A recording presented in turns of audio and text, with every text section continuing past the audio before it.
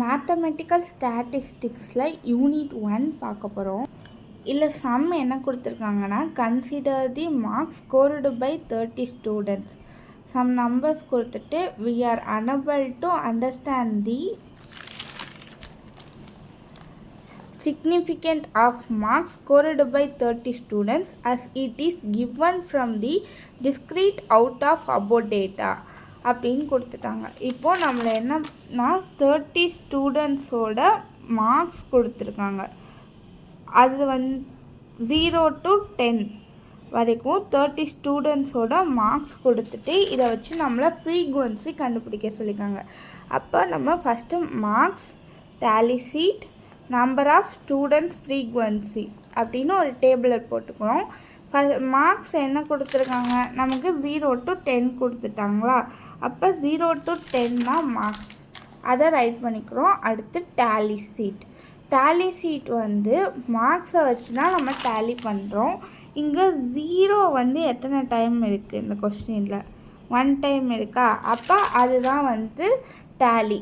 0 எத்தனை கவுண்ட் இருக்கோ அதுதான் டேலியில் ரைட் பண்ணுவோம். அதே மாதிரி 1 எத்தனை டைம் இருக்குது, 2 எத்தனை டைம் இருக்குது, இந்த மாதிரி ரைட் பண்ணுறது தான் டேலி. டேலியில் 5 3 4க்கு மேலே போய் 5 வந்துச்சு அப்படின்னா இந்த மாதிரி ரைட் பண்ணிக்கணும்.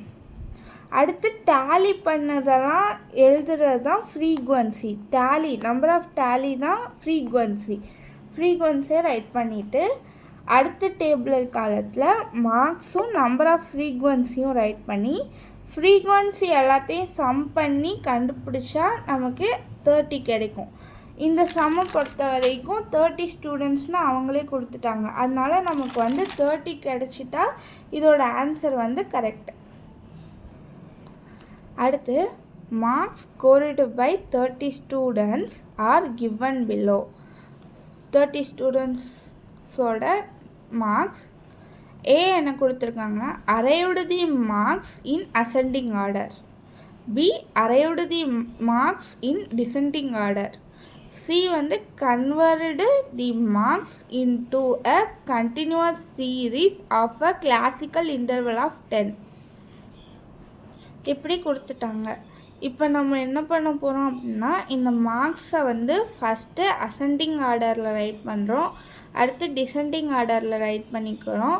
அடுத்து இந்த மார்க்ஸை கண்டினியூஸ் சீரீஸ் வச்சு கண்டுபிடிக்க போகிறோம். ஃபஸ்ட்டு ஏங்கிறது அசெண்டிங் ஆர்டர், பி டிசெண்டிங் ஆர்டர்னு கொடுத்துட்டாங்க. கொடுத்துருக்க மார்க்ஸை அசெண்டிங் ஆர்டரில் ஃபஸ்ட்டு அரேஞ்ச் பண்ணிக்கிறோம். அடுத்து டிசெண்டிங் ஆர்டரில் அரேஞ்ச் பண்ணிக்கிறோம். நெக்ஸ்ட்டு இப்போது அசெண்டிங் ஆர்டருக்கு நம்ம கண்டினியூஸ் சீரீஸ் கண்டுபிடிக்க போகிறோம். கண்டினியூஸ் சீரீஸ் அப்படின்னா 20 to 30, அப்போ 31 to 40. இந்த மாதிரி ஒரு நம்பர் ஸ்டார்ட் பண்ணி அதில் அடுத்த நம்பர் இங்கேருந்து ஸ்டார்ட் ஆகி இது முடிகிறது.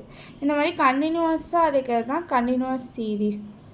இப்போது class interval for mark, tally sheet, number of frequency. இப்போது கொடுத்துருக்கிறது 20 to 80 நம்பர்ஸ் இருக்குது. இப்போது இதை நம்ம 10 அரேஞ்ச் பண்ணிக்கிறோம். 20 to 30, 31 to 40, 41 to 50, 51 to 60, 61 to 70, 71 to 80. 80 வரைக்கும் தான் இருக்குது. ஸோ 80 வரைக்கும் ரைட் பண்ணியாச்சு. இப்போது 20லேருந்து 30 வரைக்கும் இங்கே எத்தனை நம்பர்ஸ் இருக்குது, 3 நம்பர்ஸ் இருக்குது. அப்போ அதுதான் டேலி ரைட் பண்ணிவிட்டு தென் டேலியோட கவுண்டிங் தான் ஃப்ரீக்வன்சியை சம் பண்ணி கிடைச்சிறது 30. இப்போ நம்ம இந்த டேபிள் காலத்தில் class interval for mark, number of frequency எழுதிக்கிட்டோம். கிளாஸ் இன்டர்வல்ஸுக்கு நம்ம இந்த ஃப்ரீக்வன்சி கிடச்சிருக்கு. இந்த ஃப்ரீக்வன்சியெல்லாம் சம் பண்ணால் நமக்கு என்ன கிடைக்குதுன்னா 30 கிடைக்குது. அப்போ அசெண்டிங் ஆர்டருக்கு கண்டினியூஸ் சீரீஸ் வச்சு கண்டுபிடிச்சா ஃப்ரீக்வன்சி 30 கிடச்சிருக்கு. அடுத்து இப்போ டிசெண்டிங் ஆர்டர்ஸ்க்கு கண்டுபிடிக்கணும். அதே மாதிரி கண்டினியூஸ் சீரீஸ் ரைட் பண்ணிக்கிறோம். இதே மாதிரி இந்த சீரீஸுக்கு டேலி என்னன்னு